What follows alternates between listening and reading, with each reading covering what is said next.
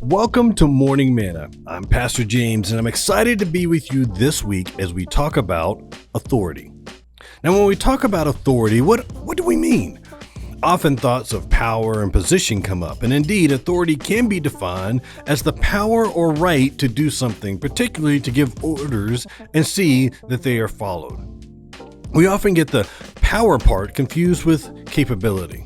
See, power, as we use it most often, is more of a function of strength and skill rather than a right. So we see it as something related to a position or role one is holding. The word authority, as used in the Bible, usually means a person's right to do certain things because of the position or office held by that person. The word emphasizes the legality or right more than the physical strength needed to do something. The two basic forms of authority are intrinsic authority, meaning belonging to one's essential nature, and derived authority, given to one from another source. Romans 13:1 says, "Let every person be subject to the governing authorities, for there is no authority except from God, and those that exist have been instituted by God." Since then there is no authority except from God, every kind of authority other than that of God Himself is derived and therefore secondary to God's power. John 19:11 says, "Then Pilate took Jesus and flogged him, and the soldiers twisted together a crown of thorns and put it on his head, and arrayed him in a purple robe. They came up to hail him, 'Hail, King of the Jews,' and struck him with their hands.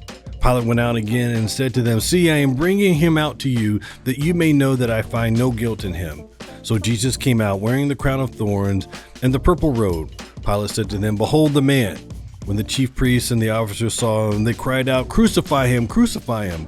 Pilate said to him, 'Take him yourselves and crucify him, for I find no guilt in him.' The Jews answered, 'We have a law, and according to that law he ought to die because he has made himself the Son of God.' When Pilate heard the statement, he was even more afraid. He entered his headquarters and he said to Jesus, 'Where are you from?' But Jesus gave him no answer. So Pilate said to him, 'Will you not speak to me?